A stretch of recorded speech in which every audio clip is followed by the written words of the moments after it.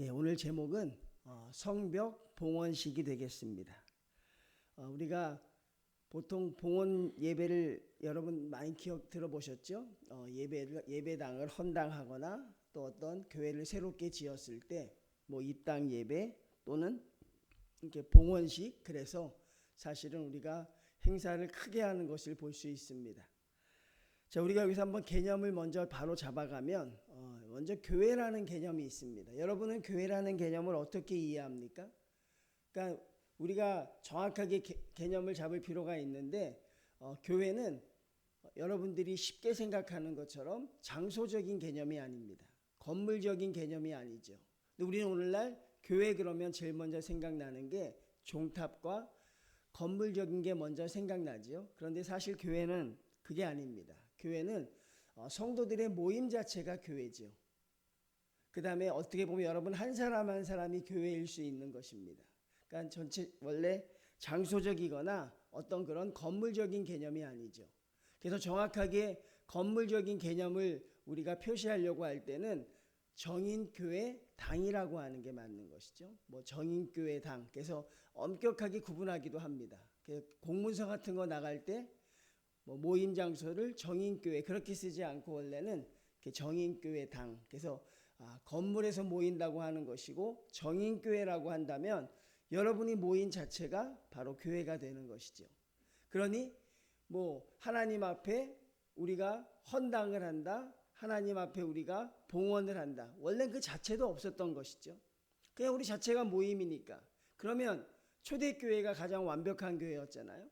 그럼 초대교회는 성전이 있었어요, 없었어요? 그때는 없었죠. 필요하지도 않았습니다. 왜 그랬습니까? 바로 성도들의 모임 자체가 그 자체가 교회인 걸 알았기 때문에. 오늘날 여러분 교회들이 가장 문제가 되고 어려워지는 것은 무엇이냐면 성도들이 아니라 교회당이 문제가 되는 경우가 참 많습니다. 그럼 교회의 타락이 언제부터 시작이 되었느냐? 그것도 보면 이 교회가 교회당의 개념을 갖기 시작하면서부터 타락이 되기 시작했어요. 하나님의 교회라는 것이 성도들의 거룩한 모임이었을 때 문제가 없었는데 우리끼리 모임이 1000명, 2000명, 3000명이면 무슨 문제가 될 게 있겠어요.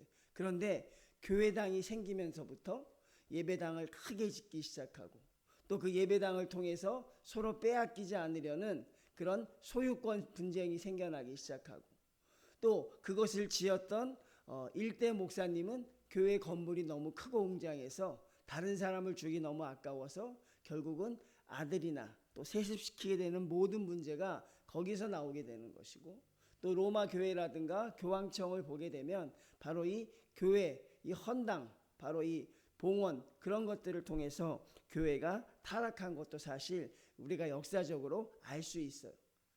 성전 건축을 하고 모든 교회가 부흥하냐? 절대 그렇지 않아요. 오히려 잘 평안하게 하나님 앞에 신앙생활하던 교회가 성전 건축을 하면서 오히려 무너지는 교회도 있고 어떤 교회는 성전을 짓기도 전에 무너지고 어떤 교회는 잘 지어서 이제 됐다고 한 다음에 그 다음에 무너지기도 하는 경우를 많이 볼 수 있죠. 오늘 느헤미야는 우리에게 만약에 우리가 성전 봉헌을 하게 되면 어떤 식으로 해야 되는지 그 방법을 보여주고 있는 것입니다. 자, 먼저 여러분에게 제가 하나 질문을 드리면 여러분 완벽하게 준비된 사람이 이제 목사를 한다고 하자면 목사나 장로님이 되신다고 한다면 준비된 사람들이 목사와 장로가 돼야 될까요? 아니면 목사와 장로 직분을 맡으면서 서서히 목사와 장로가 되어가는 게 맞을까요? 이게 조금의 차이잖아, 그렇죠? 완벽하게 준비된 사람들이 목사와 장로를 받는 게 맞은 것인지 아니면 목사와 장로라는 직분을 수행하면서 그 다음에 조금씩 내가 그 직분에 맞게 변해가는 게 맞는 것인지 여러분 어떤 게 맞다고 생각해요? 사실은 이 처음 게 맞는 것이죠. 목사 될 자질이 없는 사람이 목사하면 안 되고 중직자 맡을 자격이 없는 사람이 중직자를 하면 안 되는 것이죠. 그런데 또 그 자격이 또 그렇게 합당한 사람이 사실 몇이나 있겠어요. 우리가 그런 이야기 많이 합니다. 저분 교회도 띄엄띄엄 나오고 그 다음에 좀 신앙생활도 약한 것 같으니 우리 집사나 하나 줘서 교회에 잘 적응시킵시다. 저분 교회도 오래되고 했으니 권세라도 하나 줘야 상처 안 받을 것 같으니 하나 줍시다. 이게 우리 교회의 현실인 건 사실이에요. 그렇죠? 근데 그런 사람들이 사실 중직을 맡다 보니 그 직분의 무게가 현격하게 떨어져 있는 것도 사실이죠. 믿지 않는 사람들이 볼 때 아무나 목사한다는 말이 거기 나오는 것이고, 또 아무나 장로한다는 게 나오는 것이고, 오히려 한국교회는 권사가 제일 많다는 말도 거기서 나오는 것이죠. 그러니까 사실은 거기에 대한 폐해가 굉장히 많은 것이에요. 그러니까 준비된 자가 하나님 앞에 직분을 맡아야 하는가, 아니면 하나님 앞에 직분을 맡으면서 준비된 자로 변화해야 되는가. 그건 뭐 서로 간에 뉘앙스의 차이는 있지만 결과적으로는 준비된 자들이 해야 되는 게 맞는 것이죠. 자, 오늘 성전 건축하면서 문제가 생기는 교회들은요, 그 성전에 들어갈 준비들이 안 된 사람들이라고요. 그 성전, 아름답게 지어놓은 성전에 들어가서 거기서 하나님 앞에 신앙생활 할 만큼 그런 준비가 돼 있지 않은 사람들이 들어가면 문제가 생기죠. 그러니 성전을 짓기 전에 먼저, 건물을 짓기 전에 성도들의 마음을 먼저 건축해야 되는 것이죠. 그걸 해야 되는데 사실 그게 되지 않으니까 많이 혼란스러운데, 느헤미야는 정확하게 그 단계를 밟아가고 있습니다. 우리가 지금 느헤미야를 묵상했지만 수문 광장에서 말씀의 부흥 운동이 크게 일어나죠. 그 전까지는 그들이 형편없었어요. 근데 그들이 크게 부흥 운동을, 하나님 앞에 부흥의 경험을 받습니다. 하나님의 말씀에 사로잡히기 시작합니다. 그리고 주님 앞에, 하나님 앞에 회개합니다. 그리고 하나님 앞에 헌신하기로 다짐합니다. 하나님을 위해서 내가 이렇게 살겠습니다. 하나님 앞에 내가 이런 모습을 갖겠습니다. 그들이 그렇게 주님 앞에 헌신하기 시작해요. 결국 헌신된 사람들이 헌당을 하는 거죠. 근데 헌신되지 않은 사람들이 헌당을 하게 되면 그 자체가 복이 되지 않는 것이죠. 우리 지난번 다시 한번 말씀을 떠올리면, 이제 예루살렘 성 안에 거주를 해야 되는 거 아니겠습니까? 근데 거주하는 방법을 찾기가 참 어렵지요. 왜? 서로 안 들어가려고 하니까. 서로 들어가지 않으려고 합니다. 교회에서 공정성을 외치는 사람들이 있어요. 참 중요합니다. 공정성. 그런데 그 사람들에게 묻고 싶은 건 어떤 게 공정한가 하면 사실 답 못해요. 어떤 게 공정한가? 여러분, 우리가 예를 들어 뭐 교회에서 늘 있는 것들이, 요즘에 이제 교회에서 사역을 해보면, 제가 예를 들어드리면 쉽게 주방 봉사를 합니다. 그거 참 하기 힘들어요, 성도님들이. 그게 또 힘든 일도 사실이고, 그래서 우리 뭐 구역별로 돌아가면서 합시다, 아니면은 뭐 한 달에 한 번씩 합시다, 뭐 이렇게 여러 가지 방안이 나오고, 급기한 이제 뭐 외주를 줍시다, 그런 경우도 있어요. 그래서 약간 규모가 있는 교회는 또 외주를 주는 경우도 있습니다. 자, 예를 들어 보면 어느 구역이 담당하는데 그 구역은 기쁨과 즐거움으로 담당을 해요. 뭐 그런 사람들이 모였는지 하여튼 주방이라는 게 주방 징배하면서 콧노래도 나고 아주 기쁨과 즐거움으로 하는 구역이 있어요. 근데 어떤 구역은 하긴 하는데 얼굴에 하기 싫은 표정이 가득해. 밥 먹는 사람이 그 사람들 얼굴만 봐도 이게 체할 것 같은 거야. 그리고 준비하는 과정에서 매일 다투고 싸우는 소리가 들려요.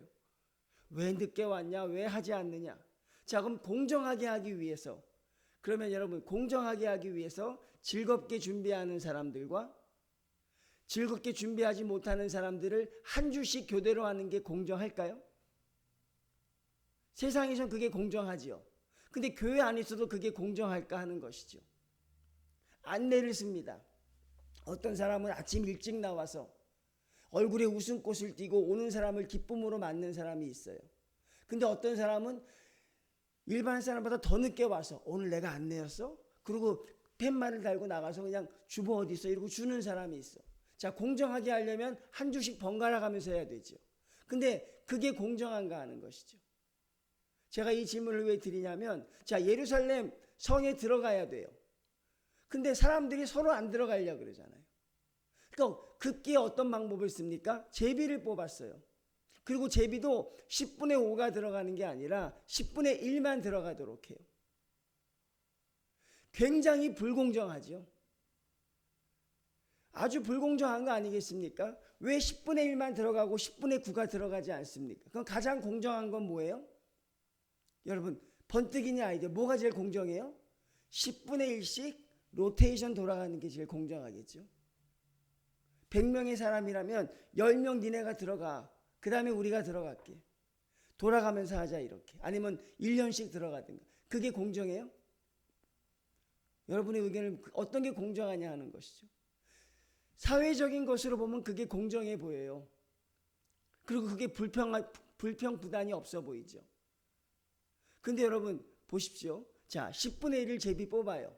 근데 10분의 1 중에는 자원한 사람들이 있다 그랬어요. 근데 이 이스라엘 백성들이 은혜가 넘쳤다는 게 불평불만이 나오질 않아요. 불평불만 나올 투성이 아니겠습니까? 아니 왜 우리만 들어갑니까? 저 사람들은 왜 들어가지 않습니까? 근데 들어가는 사람도 들어가지 않는 사람도 불평불만하지 않아요. 들어가는 사람도 들어가지 않는 사람들을 향해서 이기적인 사람이고 약삭빠른 사람이라고 손가락질하지 않아요. 그리고 들어가지 않는 사람도 들어가는 사람들을 향해서 진심으로 축복해주고 있어요. 감사합니다. 고맙습니다. 우리를 희생에 들어가서 감사합니다. 하나님이 함께 하실 것입니다. 여러분, 한국 교회에 이런 흐름이 있었어요? 우리가 이런 교회를 다녀본 적이 있었을까요? 참 어렵다는 것입니다. 그게. 왜? 불평불만. 그 은혜가 넘친다는 초대교회도 헬라파 과부와 히브리파 과부를 구제하는 과정에서 문제가 생겼어요. 그 이유가 무엇입니까? 공정하지 않다는 것이에요. 그 세상에 공정하다는 가치를 가지고 와서 교회에서 공정함을 실천하는 것, 그것은 교회의 공정함과는 다르다는 것입니다. 하나님이 공명정대한 걸 믿으시죠, 여러분? 믿습니까? 하나님이 하시는 일은 공명정대하죠. 하나님은 공명정대하지 않은 일은 하나님은 다 부셔버려요. 그런데 10분의 1이 자원해서 들어가는 게 하나님 편에서는 공평했던 것이에요. 왜? 자원하는 사람이 들어가야죠. 억지로 하는 사람보다. 기쁨으로 하는 사람이 들어가야죠. 억지로 하는 사람 10분의 9가 들어갈 때 외양은 좋아 보이지만 하나님의 일은 하나도 되지 않죠. 기드온에게 용사가 모였을 때 2만 명이 넘는 사람이 모였잖아요, 처음에. 하나님이 어떻게 하십니까? 다 돌려보내요. 왜? 자원하지 않는 사람은 필요 없는 것이죠. 그래서 결국 무엇입니까? 자원하는 사람, 기쁨으로 감당할 수 있는 사람, 준비된 사람 300명만 가지고 일했죠. 나가서 싸우죠. 그러니까 여러분들이 저거는 불공평해 그렇게 생각하시기 전에 하나님의 뜻이 어디에 있는가 보아야 하는 것이고, 제가 지난번에 262의 법칙도 얘기했죠. 하나님의 교회가 한국 교회에 정착될 때 그 교회가 100명이라면 100명의 성도가 다 하나씩 일을 맡아서 한 게 아니라는 것이죠. 하나님의 일은 그런 적이 없는 것이죠. 몇 명의 희생되고 헌신자를 통해 항상 역사하십니다. 항상 그 사람들을 통해 역사한 거기 때문에 결국 하나님의 원리를 우리가 알아야 되는 것이죠. 이게 공평한 것이에요. 그러니까 여러분, 은혜가 넘친다는 것은 무엇입니까? 하나님이 우리에게 보여주신 것을 기쁨으로 감당하는 거죠. 이게 바로 은혜가 넘치는 것입니다. 오늘 은혜 받았어. 나 오늘 말씀에 은혜 받았어. 여러분, 은혜 받았다면 이 정도는 돼야 되는 거죠. 하나님 앞에 내가 당하는 일을 감사할 줄 알아야 되고, 그리고 나와 함께 하지 않는 사람들을 향해서 그들을 인정해 줄 수 있어야 돼요. 나만 혼자 한다고 힘들어하고 어려워하면 그건 결국 하나님의 일이 아니라니까요. 우리가 하나님의 일을 열심히 하는데 왜 나만 할까? 그런 것은 여러분, 시작할 때 어떤 다른 생각이 있었다는 것이죠. 결국 여러분 잘 생각해 보아야 하는 것은 전혀 공정하지 않음에도 불구하고 이들은 그것을 받아들입니다. 그리고 10분의 1은 들어갑니다. 그리고 10분의 9는 또 자기 생활을 하고 있는 것이죠. 이렇게 예루살렘 공동체가 운영이 되고 있어요. 자, 근데 이것들이 하나가 되는 과정이 있죠. 자, 교회가 하나가 되느냐 하나가 되지 않느냐는 이 10분의 1과 10분의 9가 모여서 같이 행사를 해보면 아는 것이죠. 그래서 이들이 같이 하게 되는 행사가 무엇입니까? 바로 성벽 건축 봉헌식이죠. 모든 사람이 다 참여합니다. 안에 들어가 있던 사람이나 들어가지 않는 사람이나, 나는 거기 살지 않으니 내가 뭐하러 가겠어. 아니면 나는 여기 사니 니네 살지 않는 니네가 다 해. 교회가 이런 것들로 골머리를 앓는 거죠. 자꾸 세상의 원리들을 갖다 대는 거죠. 하나님만 바라보고 일한다고 하면 하나님이 아시면 되는 거라고요. 믿습니까? 하나님만 아시면 되는데 하나님 외에 사람의 칭찬도 구하고 있는 것이죠. 그러니 그 시작 자체가 얼마나 안타깝냐 하는 것이죠. 여러분이 늘 말하시는 대로 하나님만 바라보고 한다면 하나님만 바라보셨으면 좋겠어요. 그리고 사람은 결국 신경 쓰지 않는 것이죠. 성도님들 그렇게 하실 수 있어요? 그게 바로 은혜라니까요. 안 되는 게 가능해지는 거죠. 은혜가 넘쳐야 그게 가능한 거예요. 근데 아까 제가 성전 건축 얘기했죠. 은혜가 넘치지 않은 상태에서 교회 건축을 해보십시오. 준비되지 않은 사람들이 해보십시오. 난리가 나죠. 거기서 여러분 사단이 나기 시작하는 거예요. 그러니까 느헤미야는 그걸 알았기 때문에 그 수순을 밟아가고 있는 거예요. 먼저 이스라엘 백성들이 은혜를 받아야 한다. 성전 봉헌식도 중요하고 성벽 봉헌식도 중요하지만 그것보다 더 중요한 건 이스라엘 백성들이 은혜를 받아야 한다.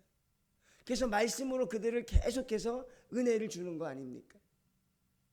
그들을 계속 말씀으로 그들로 하여금 성령 충만하게 하잖아요. 그러니까 어떤 상황이 생겨도 불평불만을 하지 않는 것이죠. 성령 충만하지 않은 가운데 하나님의 일을 하면 사람의 생각밖에 없는 거예요. 결국 세상에서 하던 일을 그대로 교회에 가져와서 하는 거죠. 근데 어떻게 하나님의 일이 세상의 일과 똑같느냐 하는 거죠. 그러니까 여러분, 먼저 성전 건축보다 중요한 건 무엇입니까? 바로 성도들의 마음이 하나님 앞에 세워져 가는 게 훨씬 더 중요한 것이죠. 그러면 준비가 되지 않았으면 행사를 하지 않는 게 훨씬 더 유익하다는 것입니다. 다행히 이스라엘 백성은 은혜를 받고 있었기 때문에 이런 것들이 문제가 되질 않았어요. 이런 은혜가 우리 교회도 넘쳤으면 좋겠습니다. 결국 무엇입니까? 사람의 생각이 아니라 하나님의 생각을 하는 것은 그게 바로 은혜라는 것이죠. 여러분의 마음이 시원하다. 말씀을 들었는데 내 마음이 시원해. 그게 은혜가 아니라니까. 말씀을 들었는데 내가 그 말씀에 내가 완전히 빠져들었어. 그게 은혜가 아니라 은혜를 받았다는 건 이런 거죠. 하나님이 하시는 일에 대해서 얼마나 멋있어요, 여러분. 들어가는 10분의 1을 밖에 있는 10분의 9가 축복해 줍니다. 그들을 향해서 기도하고 응원해 줍니다. 그리고 들어가는 10분의 1은 밖에 있는 10분의 9를 존중해 줍니다. 우리가 가서 하겠습니다. 당신들도 밖에서 열심히 해주십시오. 그러니 이게 얼마나 아름다울 수밖에 없는 행사냐 하는 것이죠. 그런 마음 가운데서 바로 오늘 뭘 하고 있습니까? 성전 봉헌식을 하고 있는 것이죠. 이런 은혜가 우리에게 좀 넘쳐나야 합니다. 그리고 말씀의 은혜를 받았으면 우리가 이런 성도로 하나님 앞에 살아갈 수 있는 우리 모든 성도들이 돼야 하죠. 자, 이제 성벽이 이제 하나님 앞에 봉헌식을 드리려고 합니다. 이제 그동안 하나님 앞에 한 손에는 칼을 들고 한 손에는 낫을 들고 일하던 사람들이 이제는 하나님 앞에 예배자가 되어야 하는 과정이죠. 그동안 성벽을 재건할 때는 일하는 사람이 필요했습니다. 성벽을 재건할 때는 파수꾼이 필요했어요. 그런데 이제는 예배하는 자가 필요한 것입니다. 여기 성경을 보면 여러분 놀라운 일들이 너무 많이 생겨나죠. 27절 한번 볼까요? 예루살렘 성벽을 봉헌하게 되니 각 처에서 레위 사람들을 찾아 예루살렘으로 데려다가 감사하며 노래하며 재금을 치며 비파와 수금을 타며 즐거이 봉헌식을 행하려 하매. 즐거이 봉헌식을 행하려 하매. 하나님이 주시는 일은 일단 즐거워야 하는 것이죠. 기뻐야 하는 것입니다. 성도들이 주님의 일을 감당할 때 우리에게 즐거움이 있어야 한다는 사실입니다. 성도님들, 각처에서 사람들이 모여들기 시작해요. 나도 거기에 동참하겠습니다. 그런데 가장 먼저 모여드는 사람은 레위인들이었어요. 그들이 하나님의 앞에 나와 찬양하기 시작합니다. 28절입니다. 이에 노래하는 자들이 예루살렘 사방들과 느도바 사람들의 마을에서 막 모여들기 시작합니다. 하나님의 일이 우선이라는 것이죠. 불가능한 것이 가능해지는 게 하나님의 은혜입니다. 불가능한 것이 가능해진다니까요. 결국 나의 일보다 하나님의 일이 우선이라는 이들이 그 너무나도 당연했지만 한 번도 행하지 못했던 걸 이들이 행하고 있는 것이, 하나님의 일을 해야 되는데, 하나님의 사역을 해야 되는데 내 일이 바빠서 내 일 때문에 하나님의 일을 하지 못하는 사람들이 너무나 많지요. 내가 먹고 사는 문제, 나의 자녀를 키우는 일, 나의 직장을 다니는 일, 나의 가정을 일구는 일, 이런 중요한 일들이 너무나도 많지요. 그런데 오늘 이들은요, 놀랍게도 그런 일들을 잠시 내려놓고 하나님의 일에 먼저 그들이 솔선수범하기 시작하는 거예요. 이게 여러분 사람의 말로 되겠어요? 이게 여러분 우리의 결심으로 되겠냐고요? 절대 되지 않는 것이죠. 이건 무엇입니까? 이게 바로 하나님의 은혜라고요. 하나님의 성령 충만하니까 나의 일을 내려두고 하나님의 일을 먼저 하겠다는 그 마음이 우리 마음에서 생겨나기 시작하는 것이죠. 억지로 되는 게 아니라고요. 우리가 모여서 막 목청 놓아 기도하고 막 우리가 합시다 그렇게 해서 되는 게 아니에요. 하실 수 있습니까? 네, 할 수 있습니다. 고백은 하지만 그렇게 되는 게 아니라 결국 성도들의 마음이 이 말씀으로 말씀의 깊은 은혜에 잠겨야 하는 것이죠. 그러면 하나님 앞에 우리가 이런 일을 감당할 수 있게 된다는 사실입니다. 자, 30절 말씀 한번 볼까요? 제사장들과 레위 사람들이 몸을 정결하게 하고 또 백성과 성문과 성벽을 정결하게 하니라. 자, 이 순서를 잘 기억하십시오.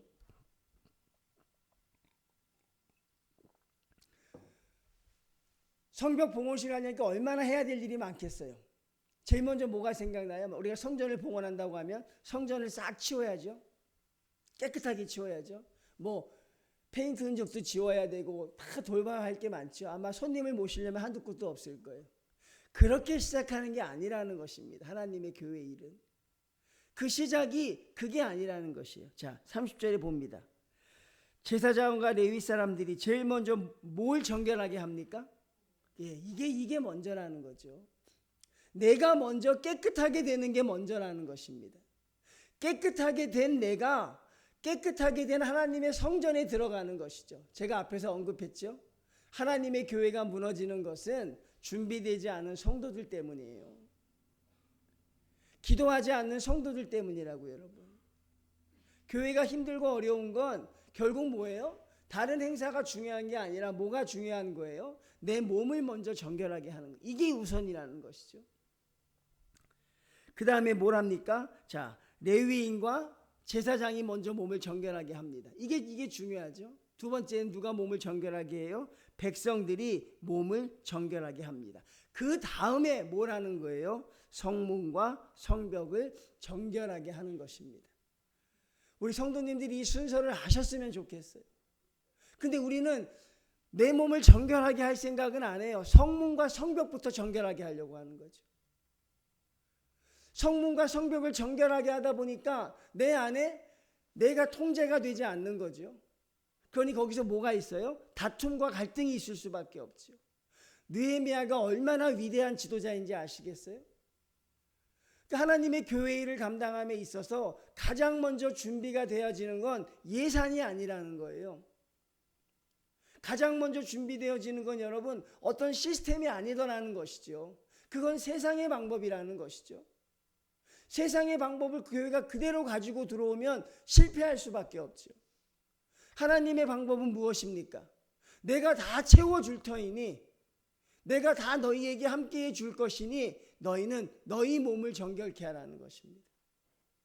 이게 바로 느헤미야가 이스라엘 백성을 향해 진행시킨 하나의 방법이죠.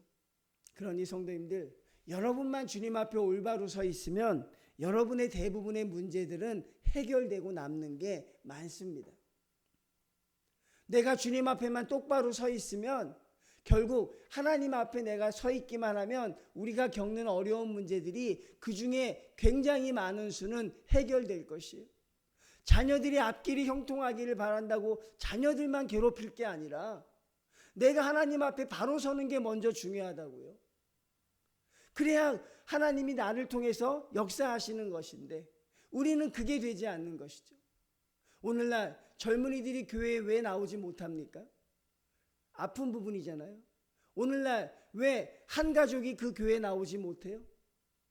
결국은 부모들이 자녀에게 신앙교육에 실패한 것이죠. 교회 가란 말은 못에 박히게 했을 거예요. 기도하란 말도 못에 박히게 했을 거야. 성경 보란 말은 더 많이 했을 거야. 그런데 부모가 기도하고 성경 보는 모습을 자녀에게 보여준 적이 없어요. 어려운 문제 앞에서 기도로 이겨내는 모습을 자녀한테 보여준 적이 없는 것이죠. 그러니 어떻게 그게 되겠까? 한국교회 1세대는 어떻게 보면 2세대 교육에 실패한 것입니다. 우리 선배들은 우리를 여기까지 이끄는 데 성공했지요. 왜? 그들은 하나님 앞에 헌신했으니까. 지식은 없었지만 열심과 노력이 대단했으니까. 새벽부터 밤까지 교회 헌신하고 하나님 앞에 나왔던 모습을 보였는데 오늘날 지금의 학생들은 그런 부모에게 그런 걸 보지 못하는 것이죠. 그러니 결국은 하나님의 전에 나갈 수 있는 마음들이 생겨나지 않는 것입니다. 우리가 거기서 잘 생각해야 돼요. 내가 먼저 깨끗하게 돼야 된다는 사실이죠. 오늘 저희가 새벽에 묵상했잖아요. 모세가 어떻게 보면 큰 것도 아니죠. 우리 생각엔 큰 것 같지 않잖아요. 반석을 두드릴 때 한 번 치지 않고 두 번 친 거죠. 이스라엘 백성은 그보다 더한 죄도 지었잖아요. 근데 하나님이 모세에게는 가혹하게 하죠. 왜 가혹하게 하십니까? 지도자니까요. 리더니까. 리더가 무너지면 안 되는 것이죠. 내가 먼저 솔선수범 나서지 않으면 되지 않는 것입니다. 성도들이 따라오지 않아요. 자녀들도 따라가질 않아요. 어릴 때는 따라오는데 조금 머리만 커보십시오. 따라오지 않아요. 결국 그걸 설득해낼 수 없는 것이죠. 아주 어릴 때까지예요. 억지로 교회 가라고 하는 거. 좀 커보십시오, 여러분. 그렇게 못하는 것입니다. 그러니까 결국 우리는 그 부분에 실패한 부모들이 많다는 걸 싫던 좋던 한국교회가 인정할 수밖에 없는 게, 예전엔 여러분 부모님과 자녀가 손잡고 교회를 다 나왔거든요. 그게 너무 당연한 거였는데 요즘은 그렇지 않아요. 부모와 자녀가 다 뿔뿔이 흩어져요. 어떤 자녀는 나는 부모님이 나가는 교회는 안 나가겠다는 거예요. 아니, 올드하고 고리타분하다는 거죠. 난 내가 교회를 찾아가겠다고 하는 사람도 있어요. 여러분, 그 모든 문제가 무엇입니까? 여기서 배워야죠. 성벽과 성문이 먼저가 아니라 제사장과 백성들의 몸을 먼저 정결하게 하는 것, 그게 가장 중요하다는 사실입니다. 참 아픈 부분이지만 결국은 무엇입니까? 나만 잘하면 되는 것입니다. 나만 바로 서 있으면 결국 하나님의 나라는 바로 세워갈 수 있는 것이죠. 그래서 항상 문제는 누구입니까? 문제는 누구예요? 다른 사람 볼 거 없이 내가 문제인 거예요. 그래서 요 내가 문제라고, 그렇죠? 그러니까 여러분 항상 거기서 문제점을 찾으셨으면 좋겠어요. 그럼 여러분들은 하나님 앞에 성숙할 수 있는 좋은 기회를 찾아갈 수 있어요. 31절 봅니다. 이에 내가 유다의 방백들을 성벽 위에 오르게 하고 또 감사 찬송하는 자의 큰 무리를 둘로 나누어 성벽 위로 대오를 지게 하는데, 자, 성전에 올라오는 방법이 또 다릅니다, 여러분. 우리가 자세히 살펴보면 여기 숨겨있는 의미가 많죠. 자, 성전 봉헌식 하면 보통 어디서 합니까? 성전에서 하겠죠.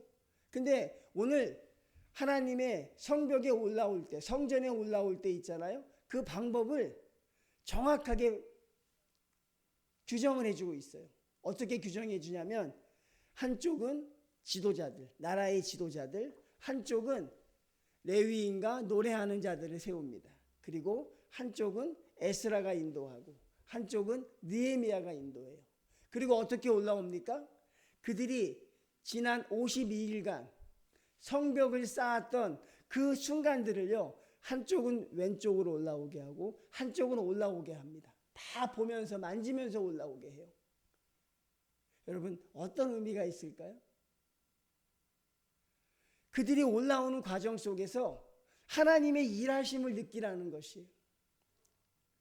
하나님이 여기서 어떻게 역사하셨는가? 우리가 성벽을 쌓으려고 할 때 여기서 어떤 일이 있었는가?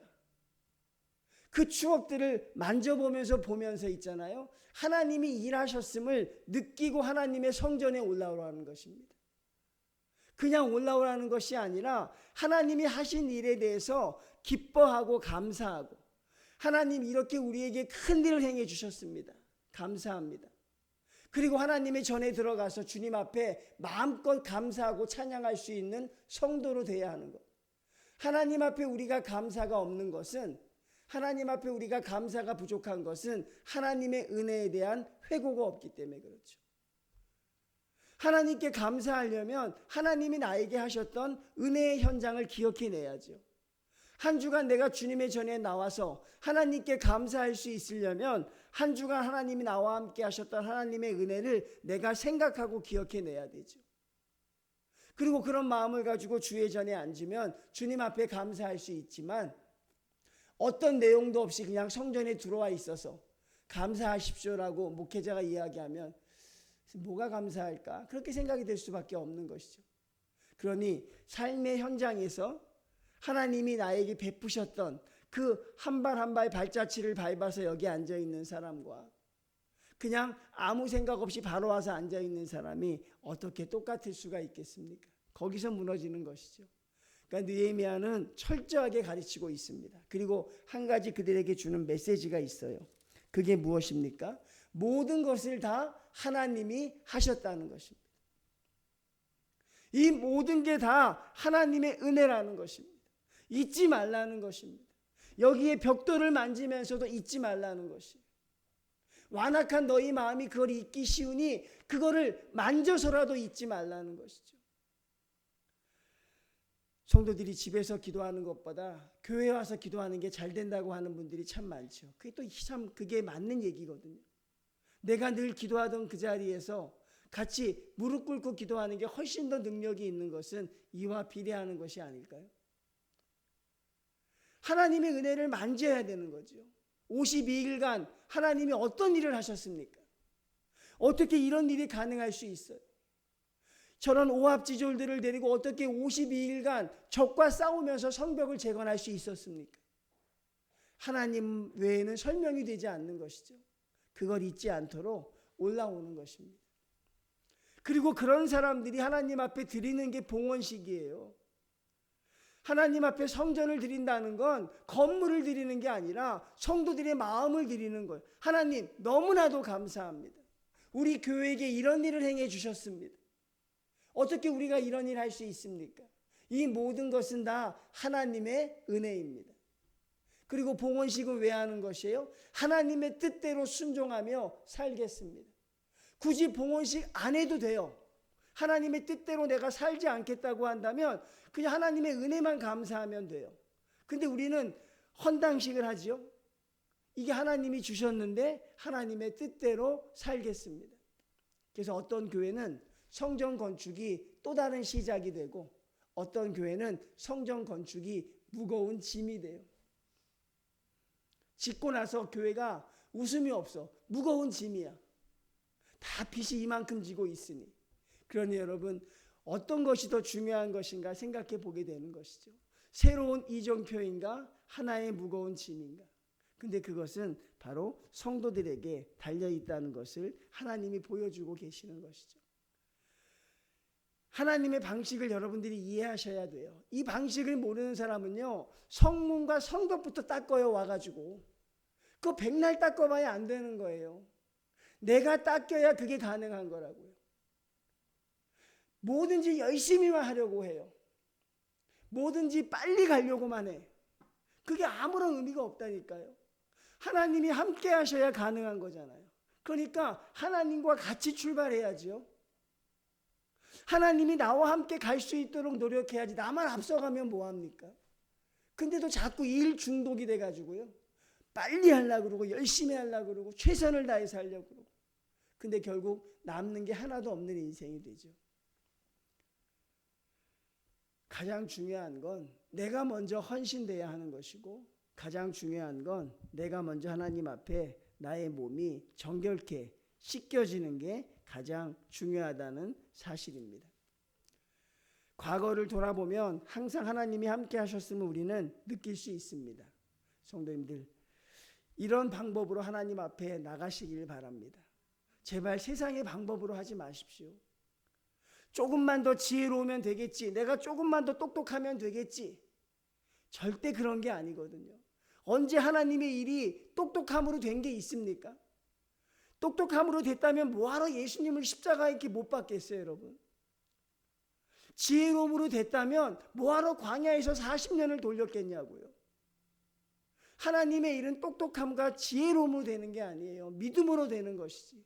그리고 하나님은 준비가 되지 않으면 광야에서 40년이 아니라 400년도 여러분을 돌릴 거예요. 광야 40년을 빨리 도는 게 의미가 있어요? 그걸 열심히 도는 게 무슨 의미가 있어요? 가나안 땅에 들어가는 게 의미가 있는 것이지. 저는 느헤미야를 보면서 그 안에 숨겨진 진리가 너무나도 많음을 볼 수 있어요. 오늘은 여러분 좋은 말씀을 들으신 것 같아요. 하나님 앞에 내가 먼저 시작입니다. 누군가에게 나가기 전에 내가 먼저 주님 앞에 정결하게 되는 것. 그리고 하나님의 전에 올라올 때는 하나님의 은혜를 간직하고 올라오자. 수요예배 올라올 때도 짧은 시간이지만 이번 3일간 하나님이 나에게 베푸신 은혜를 감사하며 기억하며 올라올 수 있는 우리 성도님들이 다 되셨으면 좋겠어요. 자, 마지막으로 예화 하나를 드리고 마칠까 합니다.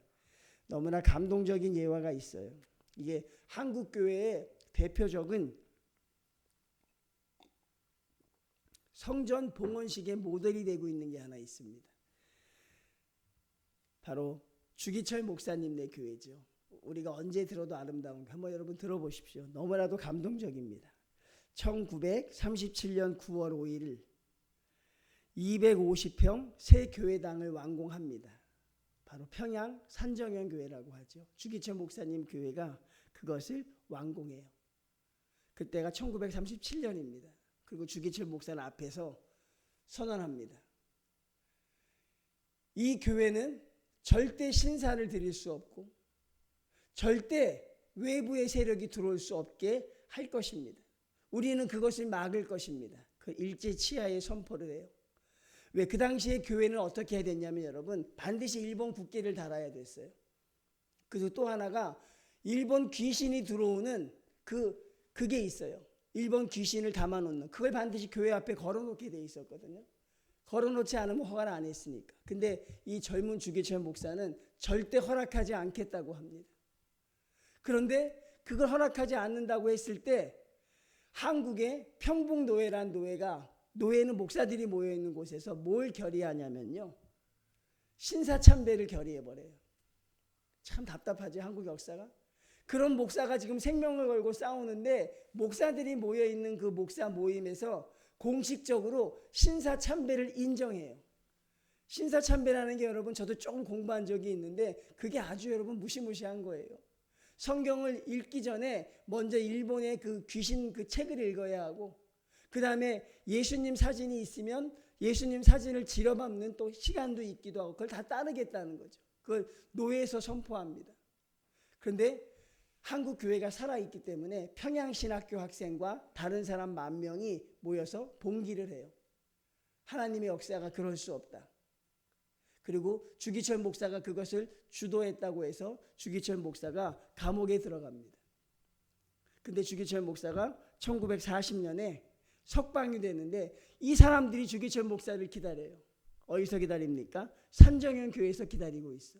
그러니까 주기철 목사는 집에도 가지 않고 바로 그 교회로 옵니다. 그리고 거기에 신사참배를 거부하고 하나님 앞에 바르게 살겠다는 사람들 입추처럼 모여들죠. 그리고 그 뒤에는 더 많은 일본인 순사들이 진을 치고 있어요. 좀만 잘못되면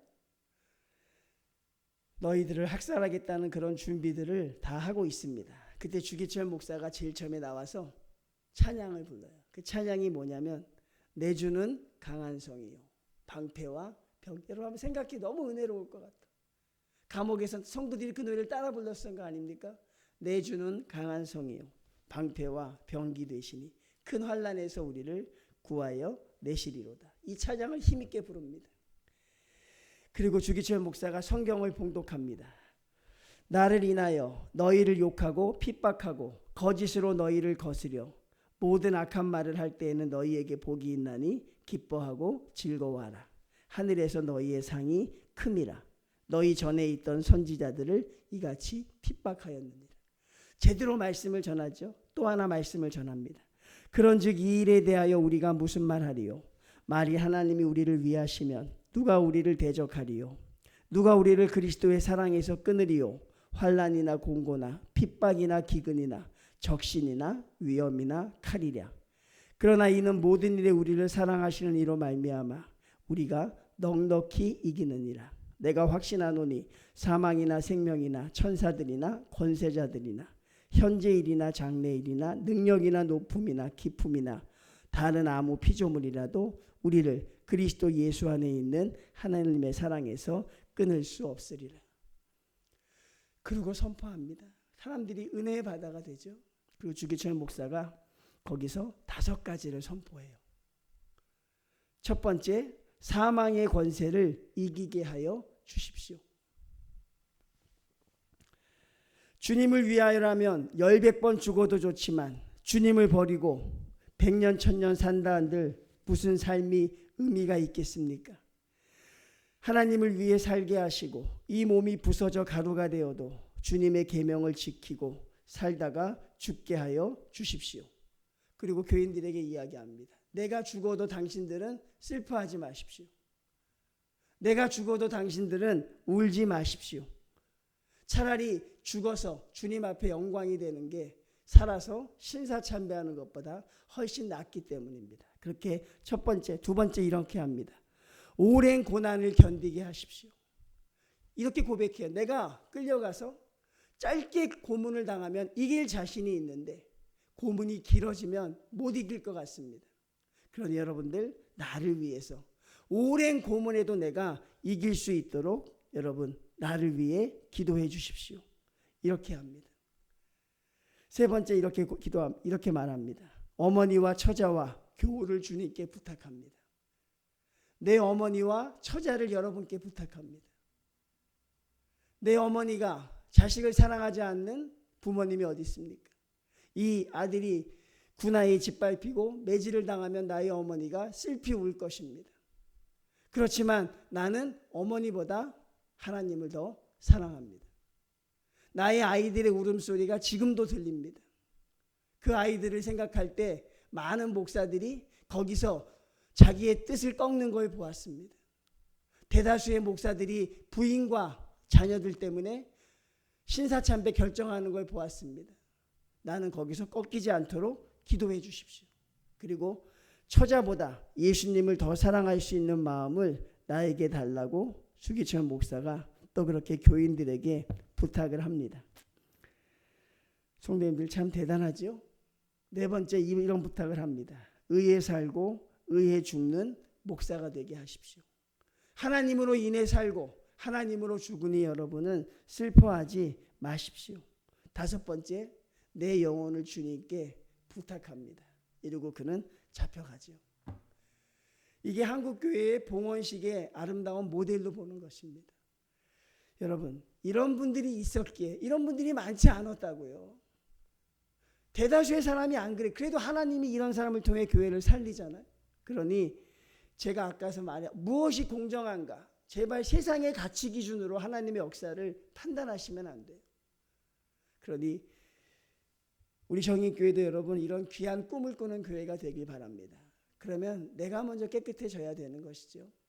저는 참 이게 너무 감동적입니다. 그리고 여러분 자녀 때문에 발목 잡히지 마시고, 여러분이 하는 일 때문에 주저하지 마시고, 하나님을 더 사랑할 수 있는 믿음이 우리에게 필요한 것이 아닌가, 그런 생각이 듭니다. 사랑하는 성도님들, 느헤미야를 통하여서 우리가 주님 앞에 어떤 모습으로 서야 하는지 여러분들이 깊이 있게 생각하시고, 그리고 하나님이 원하시는 그런 길로 걸어갈 수 있는 믿음의 성도들 다 되시기를 주님의 이름으로 축원을 드립니다. 하나님 감사합니다. 느헤미야를 보면서 하나님, 우리가 하나님 혹시 실수하고 있는 것들, 잘못된 것들, 하나님을 오해하고 있는 것들, 그런 것들로 우리의 삶이 하나님 아버지 약화되고 우리의 믿음이 흔들릴까 하나님 참으로 두렵습니다. 하나님 우리 사랑하는 성도들 지켜주셔서 말씀의 길을 걸어가게 하시옵고, 말씀을 앞세우게 하시옵고, 하나님을 가장 사랑하는 믿음의 자녀들 될 수 있도록 인도하여 주시옵소서. 하나님보다 더 사랑하는 것이 있을까 두렵습니다. 하나님, 자녀가 우상이 될까 두렵고, 또 물질이 우상이 될까 두렵사오니 하나님, 우리 성도들 그것을 이겨낼 수 있는 믿음의 성도들 될 수 있도록 인도하여 주시옵고, 젊은 나이에 하나님 앞에 순교하며 나갔던 우리 믿음의 선배, 또 우리 주기철 목사님의 그 믿음을 본받아서 하나님 우리도 그런 삶을 살아갈 수 있도록 함께하여 주시옵소서. 예수님의 이름으로 기도드리옵나이다. 아멘. 하늘에 계신 우리 아버지요, 이름이 거룩히 여김을 받으시오며